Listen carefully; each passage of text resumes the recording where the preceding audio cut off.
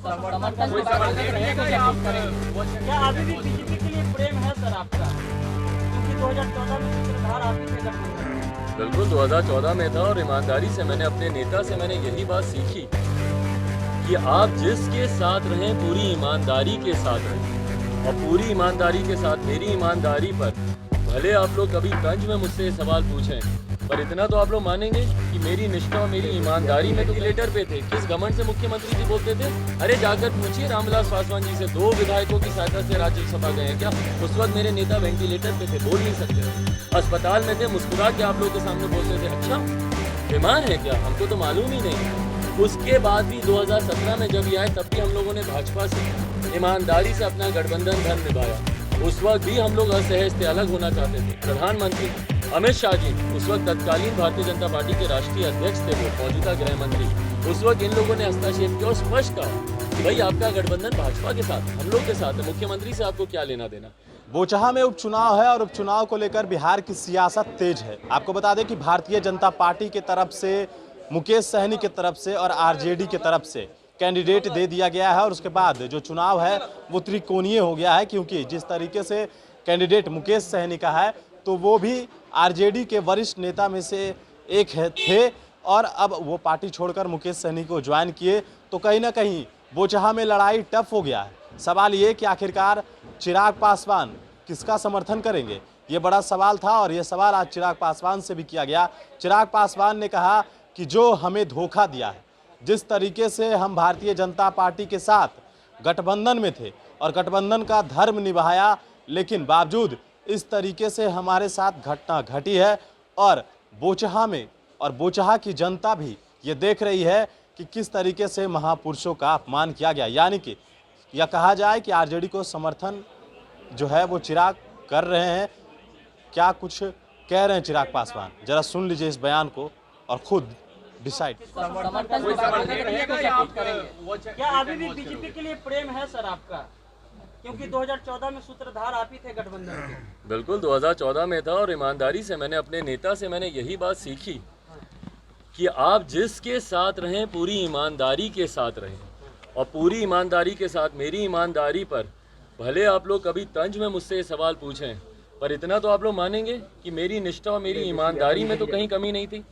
धोखा मुझे सामने वाले ने ही दिया, मैंने धोखा तो मुझे सामने वाले ने ही दिया। क्या मैंने किसी के साथ गलत किया? मैं तो ईमानदारी से अपना जो सीख मेरे नेता मुझे देकर गए थे कि भैया जिस भी अलायंस में रहो सीमेंटिंग फैक्टर का काम करो, जोड़ कर रखो इस अलायंस को, ईमानदारी के साथ रहो। मैं तो विपरीत परिस्थितियों में भी ईमानदारी के साथ ही भाजपा के साथ रहा।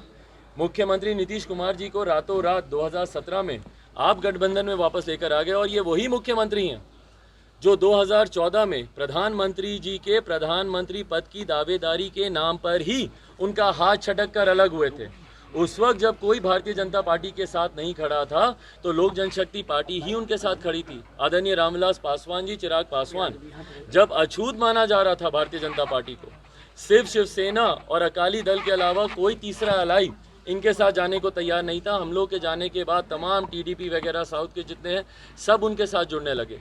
तब से लेकर अभी तक, बल्कि मुख्यमंत्री जी के साथ कभी हम लोग सहज नहीं रहे। 2017 में जब रातों रात वो गठबंधन का हिस्सा बने, उस वक्त भी ये असहजता मेरे नेता मेरे मन में थी कि भैया मुख्यमंत्री जी ने हमेशा हम लोग के खिलाफ राजनीति की है।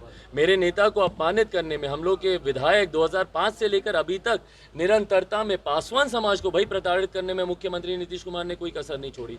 मेरे नेता को अपमानित करने में, राज्यसभा नामांकन की बात हो या जब मेरे नेता वेंटिलेटर पे थे, किस घमंड से मुख्यमंत्री जी बोलते थे, अरे जाकर पूछिए रामविलास पासवान जी से, 2 विधायकों की सहायता से राज्यसभा गए हैं क्या? उस वक्त मेरे नेता वेंटिलेटर पे थे, बोल नहीं सकते थे, अस्पताल में थे, मुस्कुरा के आप लोगों के सामने बोलते थे। अच्छा बीमार है क्या? हमको तो मालूम ही नहीं है। उसके बाद भी 2017 में जब ये आए तब भी हम लोगों ने भाजपा से ईमानदारी से अपना गठबंधन धर्म निभाया। उस वक्त भी हम लोग असहज थे, अलग होना चाहते थे। प्रधानमंत्री अमित शाह जी ने उस वक्त तत्कालीन भारतीय जनता पार्टी के राष्ट्रीय अध्यक्ष थे, वो मौजूदा गृह मंत्री। उस वक्त इन लोगों ने हस्तक्षेप किया और स्पष्ट कहा कि भाई आपका गठबंधन भाजपा के साथ है, हम लोग के साथ है, मुख्यमंत्री से आपको क्या लेना देना। हम लोगों ने तब से लेकर अभी तक विपरीत परिस्थितियों में भी भाजपा का साथ दिया। 2020 का चुनाव जब मैंने लड़ा, भाजपा के सामने मैंने अपने प्रत्याशी नहीं उतारे, तो भाई मैंने तो ईमानदारी से अपना गठबंधन, अपना फर्ज निभाया।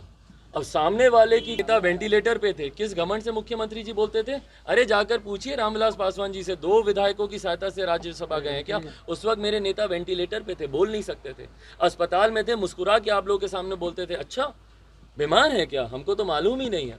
उसके बाद भी 2017 में जब ये आए तब भी हम लोगों ने भाजपा से ईमानदारी से अपना गठबंधन धर्म निभाया। उस वक्त भी हम लोग असहज थे, अलग होना चाहते थे। प्रधानमंत्री अमित शाह जी ने, उस वक्त तत्कालीन भारतीय जनता पार्टी के राष्ट्रीय अध्यक्ष थे वो, मौजूदा गृह मंत्री, उस वक्त इन लोगों ने हस्तक्षेप किया और स्पष्ट कहा कि भाई आपका गठबंधन भाजपा के साथ है, हम लोग के साथ है, मुख्यमंत्री से आपको क्या लेना देना। हम लोगों ने तब से लेकर अभी तक विपरीत परिस्थितियों में भी भाजपा का साथ दिया। 2020 का चुनाव जब मैंने लड़ा, भाजपा के सामने मैंने अपने प्रत्याशी नहीं उतारे, तो भाई मैंने तो ईमानदारी से अपना गठबंधन, अपना फर्ज निभाया। अब सामने वाले की करनी है, सामने वाले के कर्म हैं जो उन्होंने किया नहीं किया। जहां तक रही बात बोचा की, मैंने इस बात को मैंने स्पष्ट किया है कि हम लोग भाई वहां पे चुनाव नहीं लड़ रहे। अब जो आगे किसको समर्थन देने की बात है, नहीं है, बिहार की जनता आज की तारीख में भैया इतनी जागरूक है, उनको बताने की जरूरत नहीं है कि आपको किसको समर्थन देना है नहीं देना है, सबने देखा है। और मैं सिर्फ अनुसूचित जाति की बात ही नहीं कर रहा हूँ, मैं सिर्फ दलित महादलित की बात नहीं कर रहा हूँ कि किस तरीके से उनके नेताओं, उनके महापुरुषों का अपमान किया गया।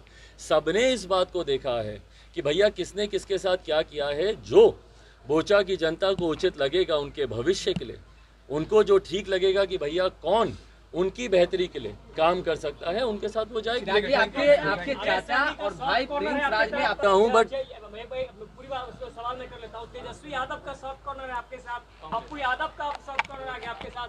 क्या आप मानते हैं कि बोचहा के लिए क्या ये माना जाए कि आप साइलेंट होकर कहीं ना कहीं समर्थन? भाई एक नाम आप और भूल गए हैं, जीतन राम मांझी जी का। जनता दल यूनाइटेड के साथ हैं वो, उनका भी सॉफ्ट कॉर्नर है। तो जिनका भी सॉफ्ट कॉर्नर है उनका मैं दिल से धन्यवाद करता हूँ। और ये चिराग पासवान के लिए नहीं है, जिस तरीके से महापुरुषों का अपमान हुआ, मुझे लगता है इस पे हर किसी को अपना पक्ष रखना चाहिए। जो लोग इसमें खामोश हैं वो कहीं ना कहीं महापुरुषों के हुए अपमान में की वजह से जो अपराध हुआ है उसमें ये लोग सहभागी बने हैं, जो कि कहीं से भी उचित नहीं ठहराया जाता। आपके चाचा चिराग जी, आपके चाचा ने आपके ऊपर आरोप लगाया, भाई प्रिंस राज ने आरोप लगाया, कहा कि आप नौटंकी कर रहे हैं। आप मीडिया में लगातार बयान दे रहे हैं कि आपके पास दिल्ली में घर नहीं है, लेकिन जो घर आपको 2019 में आवंटित किए गए थे उसमें आप अपने दोस्त को रखे हुए हैं विशाल। भाई जो आरोप इन लोगों को लगाना है, जो अपने भाई के साथ नहीं खड़े हुए, ठीक है, उनकी बातों पर अब मैं क्या जवाब दूं?